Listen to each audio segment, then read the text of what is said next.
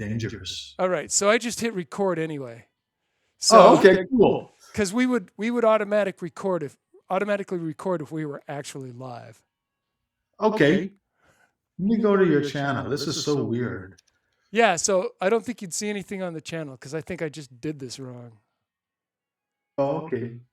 I'm going to stop trying to do that then. Well, you can. You It's can. recording. It says recording. It worked. So okay. let's introduce ourselves. So it says on the channel. Where does it say recording? On the website on my browser. Okay. So at least we're doing that, and then I can send it up live subsequently. Yeah. So we were just talking about your drums.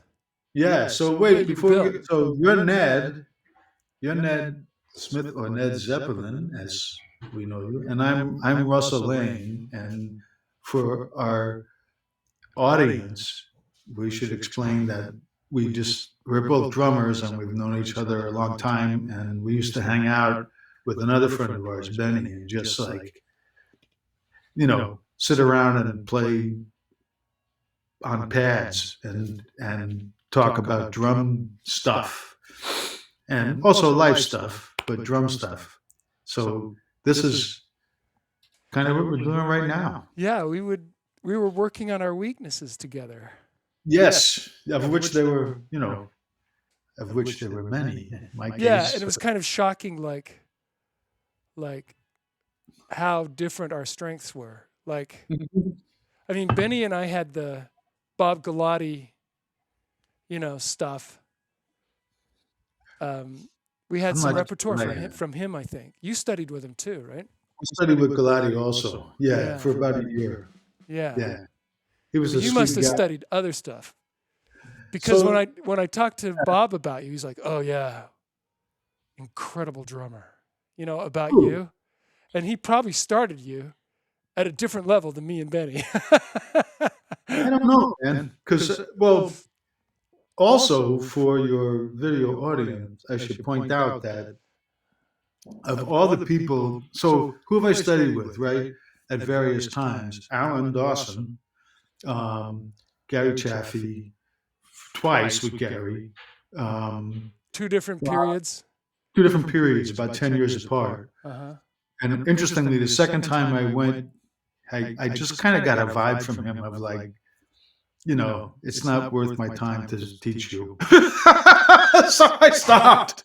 It was like a weird vibe. He was just like, yeah, you studied with me before. I'm not hearing all this stuff you should be doing. You should have been doing that. So I was like, you're not making me feel like the teacher I want to think of myself as. It was kind of like that. So I, anyway, that's talking out of school here a little bit. And Gullotti and Bob Moses. And but of all the cats that I ever studied with, including yourself, you really have done the deepest study of just the mechanics of it. Just like, just the ergonomics of playing the instrument, and which of course has an effect on the sound that you get, and an effect on what you can do.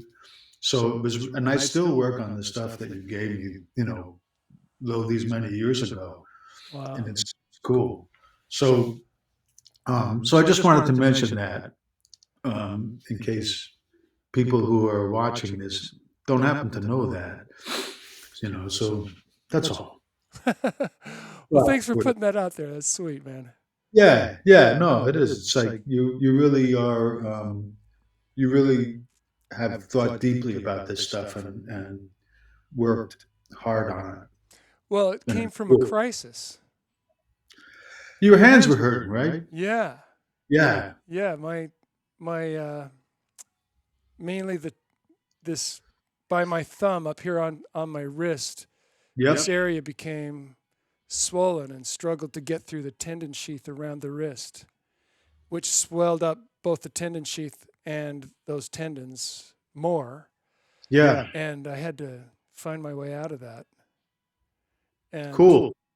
I talked to drum instructors, and I could tell that they knew about as much to do with it as I did. Yeah. And then I just started trying to find my way on my own. So that a lot of that stuff is just my own inventions. I'm just adjusting a wire here that's kind of getting caught in my slider that's going back and forth. So, Oh, that's cool. yeah. So that was a many years long crisis.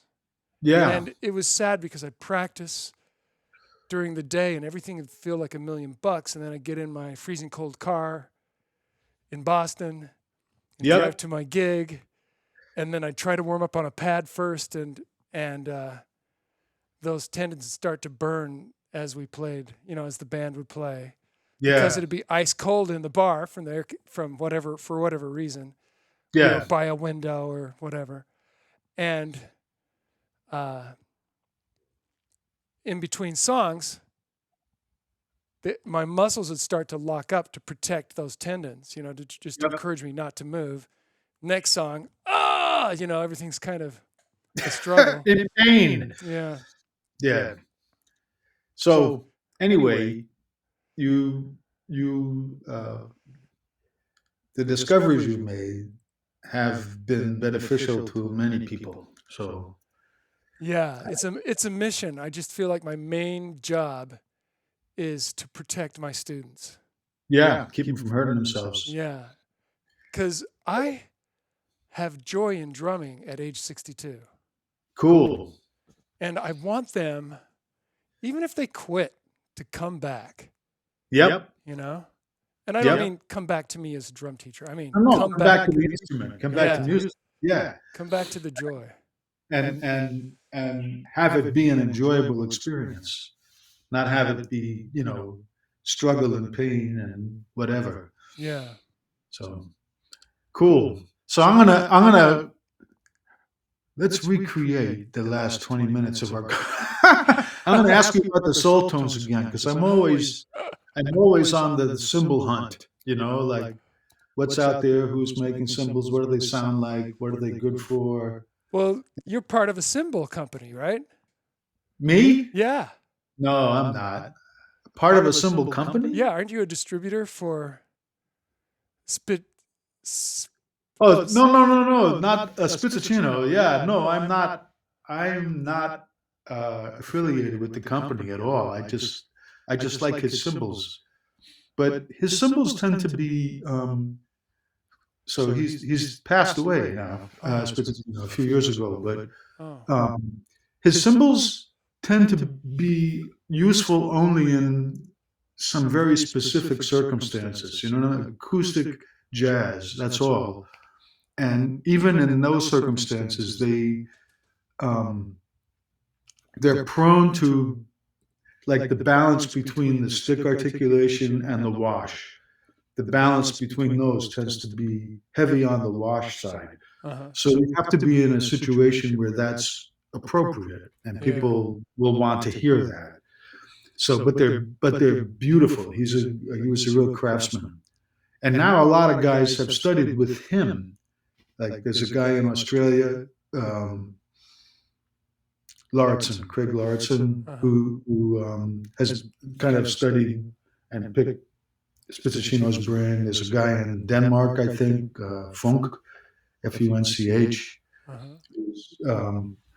But all of that, really the root of all of that is back to the Turkish thing.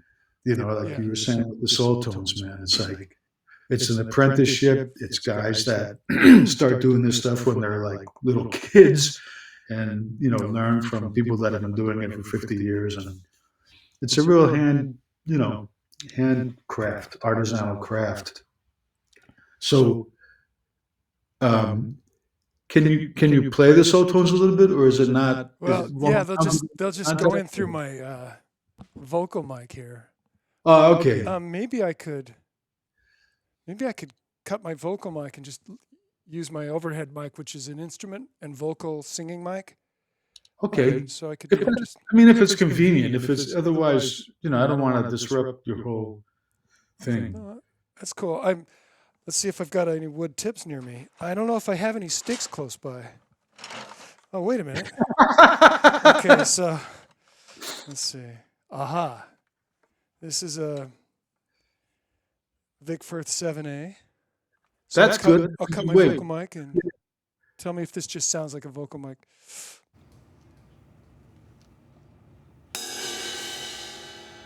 Oh, it's leaning on my... Okay, I'll do another one.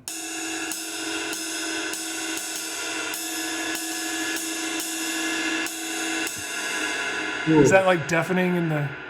Yeah, no, it's distorting a little bit because I think. Yeah, because my mic is so hot for vocals. Yeah, but I get a sense of the general. Yeah, here's a super washy flat ride.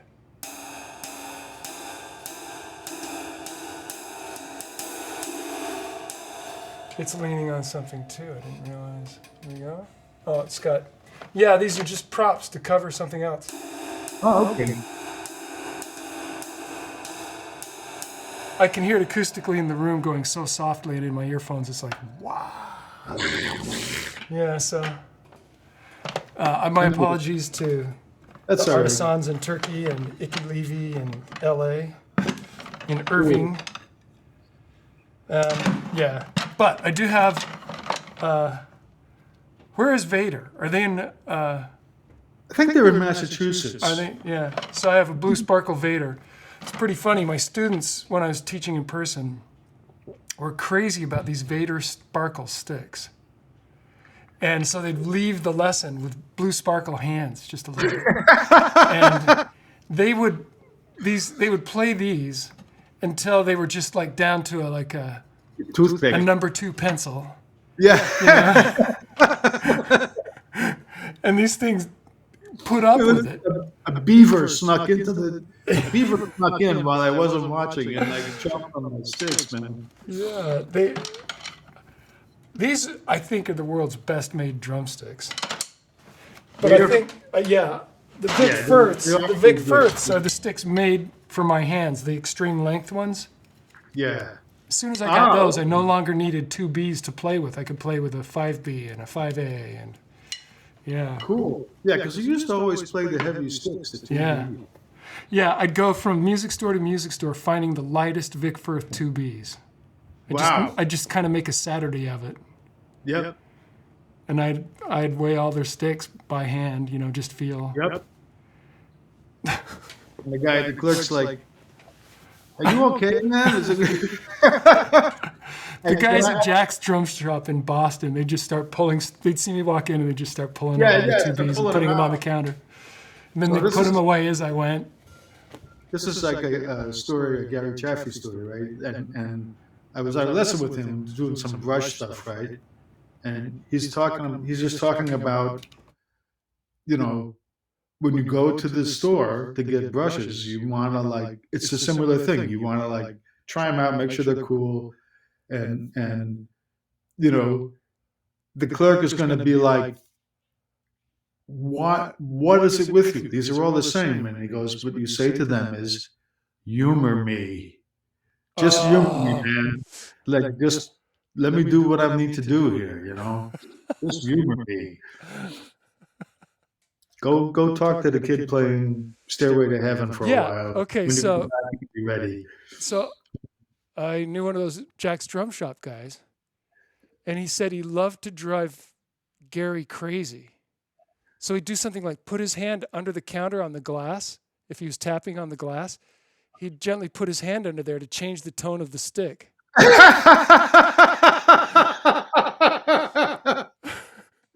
And then Gary set up for a clinic at NAMM. And he worked endlessly and would come back and double check his tuning. And, he'd keep coming back for a number of hours. And so that same guy would go turn one of his tension rods on each drum every time Gary went away after a while. Yeah. Gary would come back and make it perfect again. Crazy. That's hard to have trolls in your life, man. No, it's like they keep you on your toes, keep you honest. So. Yeah. So bad. Yeah. Chaffee, I when I was in the uh, on Route 1 in Peabody, Yep. where you don't know you've really crossed into Peabody yet, going north. Yep. I Yep. worked at a gas station right before the exit for the Golden Banana. And I know this because I had to learn where the Golden Banana is, because on ladies' night, or like some special, ladies' cheap night or something, Yeah. women would come up to the window at my gas station and they wanted directions to the Golden Banana, and said they'd been going up Route 1 over and over, and that kind of a thing. And they'd be like, do you know how I can get to the Golden Banana? The walk of shame to the Golden Banana. Yeah, so For our listeners, we should mention that the Golden Banana is a strip club on Route 1 in Peabody. And does it cater especially to a female audience? I don't know. Yeah, I don't either. Yeah. So yeah, that gas station. It's right before the driveway to the Golden Banana, and it's funny. I had to figure that out. So I would practice Chaffee's stickings books in there. Yes. I didn't know how to practice Chaffee's sticking books. I just practiced his sticking books on a pad. Yeah. That's a perfectly good way to do it. I mean, he has the most analytic approach. And what I took away from studying with him was just kind of his approach of, like, you look at a style, or you look at a repertoire, a kind of music you want to play, and he just has a way of, like, disassembling it into the elements. You know what I mean? Like really breaking it down to the constituent elements of it, and then you kind of work on those, and then assemble it, then put it together into stuff. But more than like Gullotti was a little more, like, much more kind of organic approach to it. It was just like much more focused on the musical aspect of it. Like, he kind of started with the music and went from there. Like playing bop heads on the drums, and like, I took a lesson with Gullotti one time, and he was like telling me about when he was in New Hampshire in the White Mountains, and he saw this deer running toward him, and he was like, and he, like, described it in sort of vivid detail, and he was like, so now I want you to play that on the drums, recreate that scene for me by playing it on the drums, which is like a very, very sort of abstract and conceptual concept for playing anything, for playing a musical instrument, like, describe this event using the instrument, not words, and that, and yeah, and so it was just a really kind of an interesting challenge, an interesting thing to even attempt. How did that impact you? Just in that lesson, or did it carry out of that lesson? Well, in the lesson, I had an idea of what I wanted to do, and in the lesson, what I took away was it really exposed weaknesses for me. It was like, I have an idea of what I want to do, and I can't do it. I don't know how to do it. I don't know how to make it sound the way I want it to sound. So it was an interesting challenge for that purpose, because it there's always, not always, but there's often that gap between an idea or a concept you have musically, and do I have the tools to execute that, and how do I bridge that gap, you know. But then, so that was sort of like at the moment. It was like, I think I want it to sound like this, but I don't know how to make that happen. And outside, beyond the lesson, it was just sort of broadened my understanding of what can you do with the instrument, and actually something I'm interested in doing is actually like putting together some like interpretations of birdsong on the drums, because there's certain kinds of patterns that show up in birdsong, right? Like some birds have very some birds have very uninteresting songs, so I won't really about those too much, Wait a minute. Okay, like what's a bird with an uninteresting song? Sparrow, just the ordinary sparrows, just like cheep, cheep, cheep, cheep, cheep, cheep, right? But now robins do this thing of like diddly, diddly, diddly, diddly, diddly, diddly. So it's like that kind of like a Parker tune, like a Parker head kind of. Yeah, and it's like back and forth between two pitches, and there's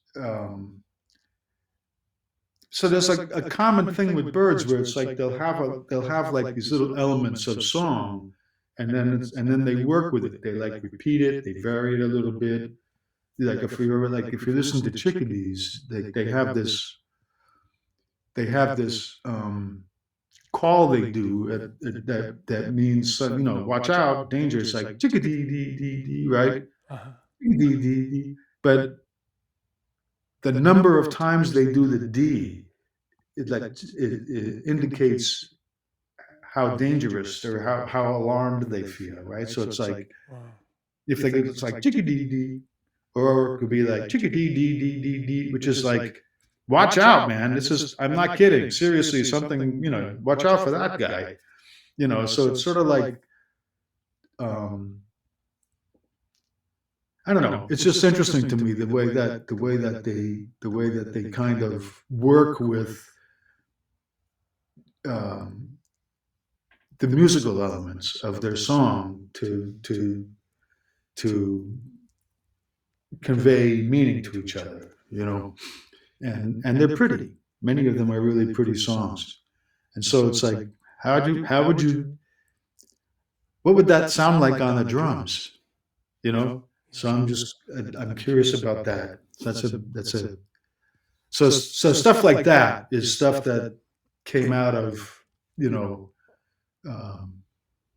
this sort of it's kind of like a way of thinking, a thought that was kind of put in my head by Gullotti, where because that's just kind of who he was. He was really, I mean, he was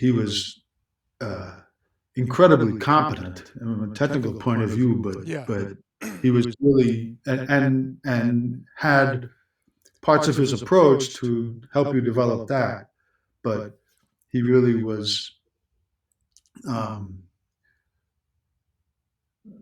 really thought in terms of song almost, and melodies on the drums, more than like beats, and so it's really and you could hear that in his own playing. He just was constantly get these lines going and move them around the kit, and let's put it over here now, let's move it over here now, and let's bring it up or take it down, like really very, very musical approach and concept.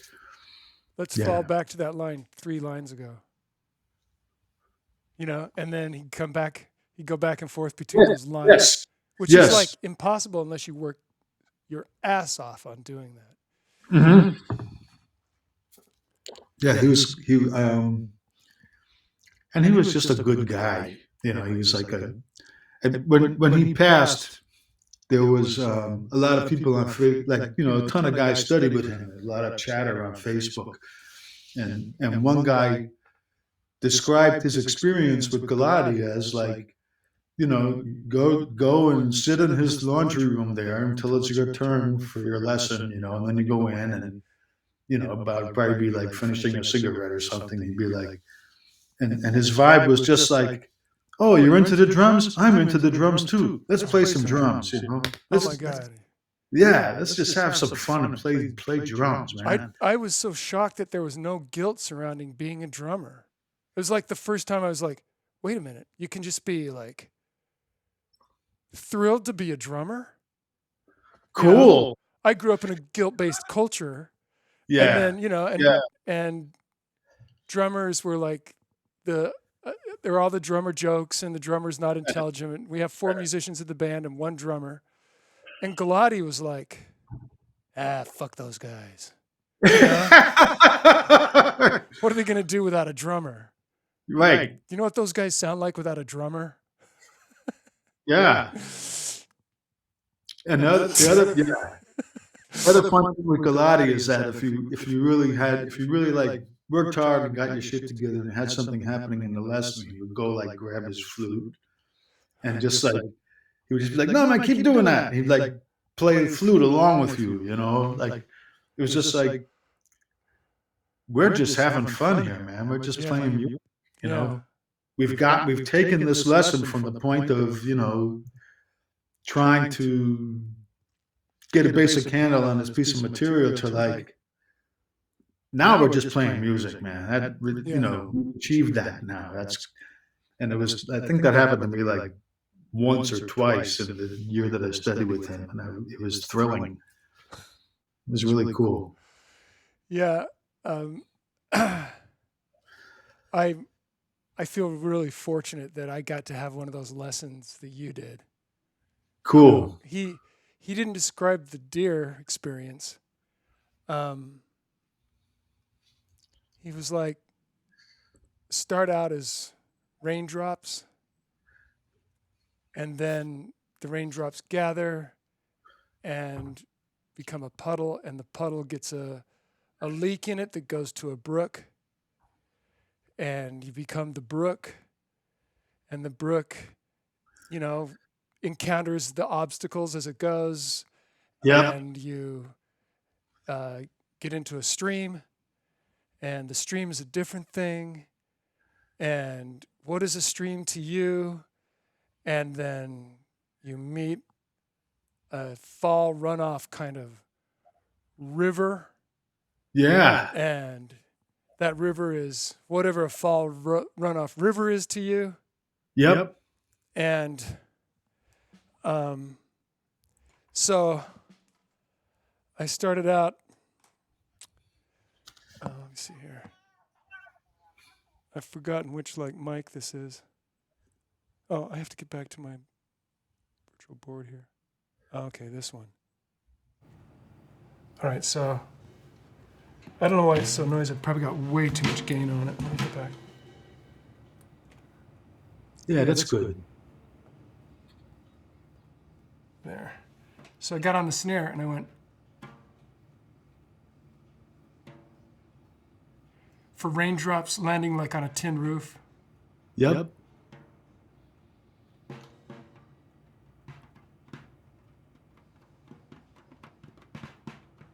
have to turn off the snares.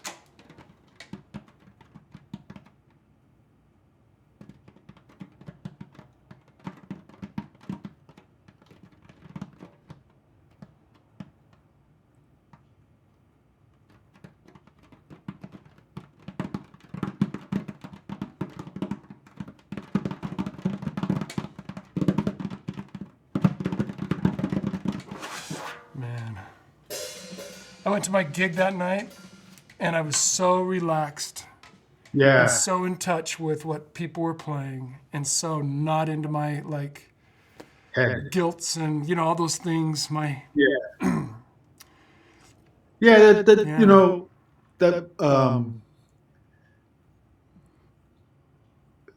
maybe it's not exactly the same thing, but it's like in some ways the biggest obstacle in any of this, in any of like music, playing music, playing an instrument, playing music, is the the judgment in your own head, like the little critic that lives in your head, like play something that sucked, play something that's not right, and it's sort of like you can play almost anything can be hip. You know what I mean? Almost anything can be cool and sound great. Just play quarter notes in time. Bam, bop, bop, bop, bop, bop. Wow, that's cool. That feels good. But we always carry around this little troll in our head that's like, no, quarter notes, that's not enough, man. You got to do something. You got to do something else with it. That's not hip enough, or whatever it is that you're doing. It's like, you play something and it comes in the moment, and then you're like immediately, judging it. Yeah. And it's, I think most people have that, and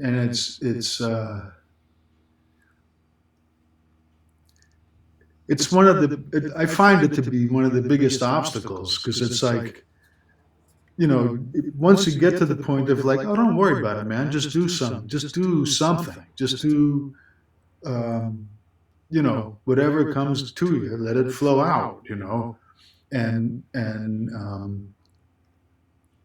that's kind of when beautiful things happen, and there's always this. For me, anyway, there's always this. Maybe when you're talking about the guilt and sin thing, it kind of reminded me of it, because it's that sort of same spirit of judgment, of second guessing and undervaluing, questioning the value of what you just did or what you are intending to do, and you almost have to find a way to put that aside, because and actually you might do something that really sucks, but oh well, then you don't do that again.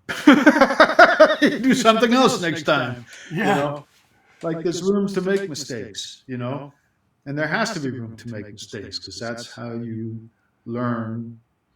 Um, that's how you learn what works. Let me try this. Oops, that wasn't maybe not quite right. Let me try this instead. That's better. But if your response to like, well, let me try this. I'm not sure about that. If you immediately, you know, focus on, well, I didn't like that. That sucked. That's going to get, you're going to inhibit yourself. You're going to like block the flow of whatever it is that you're trying to do. Yeah. So it's challenging. I the son of friends of ours was interested in. He's studying to be a film composer now. I think he's a saxophone player, but he wants to compose. But and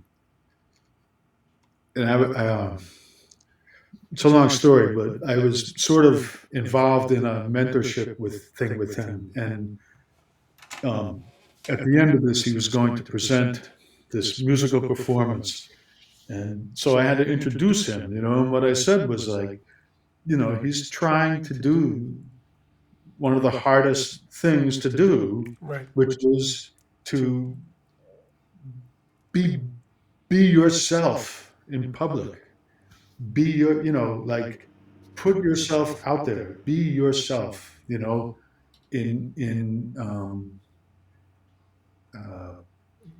for others to see and appreciate, hopefully.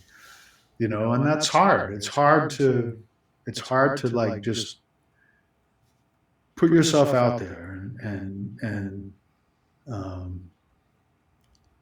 kind of deal with all the weird head games of is it good enough? Am I doing it right? So Yeah, when I was studying with Gullotti, and then from there on after, I just kept. Can you hear me? Mm-hmm. Okay, I keep forgetting to lock that sound out.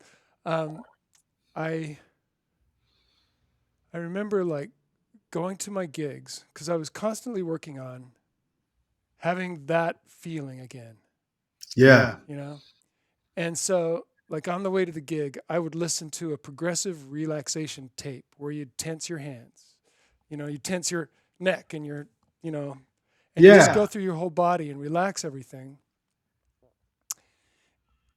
And then I would do that, and I get to the gig in a meditative state, super centered in my body. And then after a while, as I did it, I I started imagining a room because my concerns were how I was impressing or um, depressing the people I was playing with. Okay. That was like my main thing is total concern for how they were seeing me, perceiving me, and I wanted them to have a fantastic experience with me. And I realized that I needed to not have that as a priority. And so I started as I was driving to the gig and doing those relaxation things, and someone would pop into my head, and my concern that was how they'd feel about me, and knowing that was going to screw up my drumming tonight, and I'd do that to myself. Yeah. I would imagine a multifaceted room. So the walls were like faceted. They could be like 8 different doorways in each one of the facets. Okay. It could be 6. It doesn't matter. It could be a four-walled room with doors in the 4 walls. And the room could change on demand. But that person who came into my mind, I would show to one of the doors. Huh. And I was in a soundproof room, vibration proof room. Someone banging on the door from the other side, I'd never know. Cool. And I'd open the door, guide them through the door, and shut it behind them. Yep. And my shoulders would drop. Every Yep. time, my shoulders would just drop a little.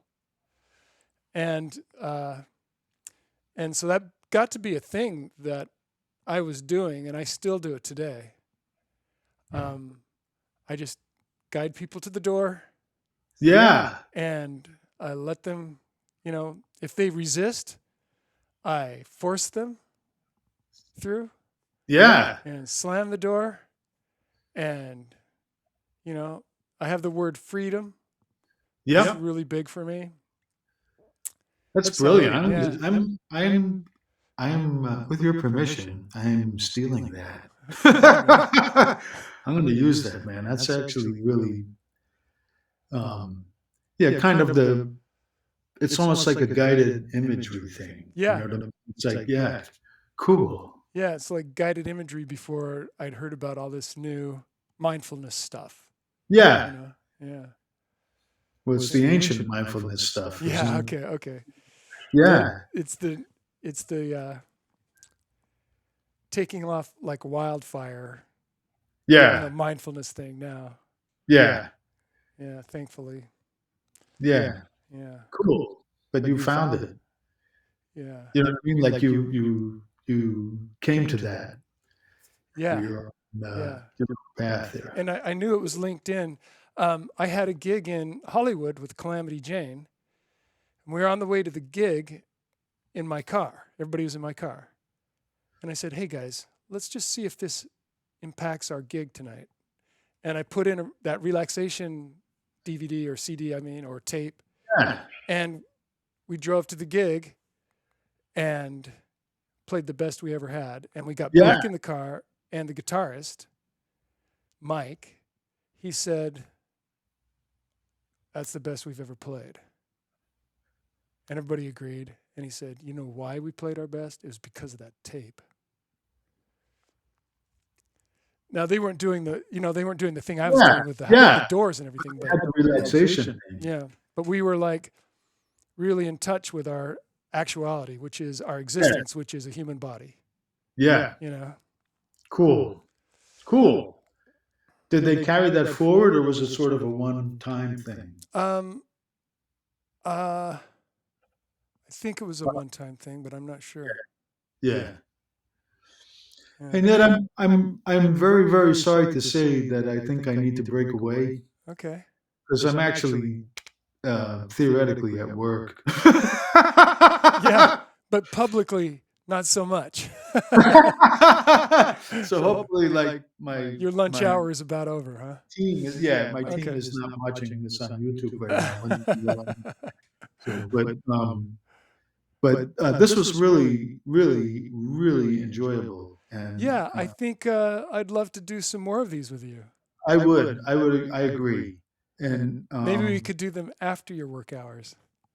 Yeah, we can. Yeah, exactly. And on a weekend or in the evening, and or lunch. Yeah, Just do it for an hour or so. Yeah, And yeah, we can try some different things. Maybe when I get my, I'm gonna pick your brain about the way you have your stuff set up, man, because you seem to really have it dialed in, and you seem to have solved some issues that I've been trying to figure out.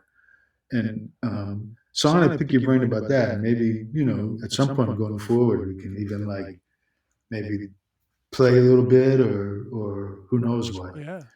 So cool. It sounds really fun. Good Thanks to see so you, much, man. Russell. Yeah, you're welcome. This is a pleasure. All right. Talk to you soon. Angela, and we'll talk to you soon, man. Okay, I'll do it. Bye-bye. Goodbye.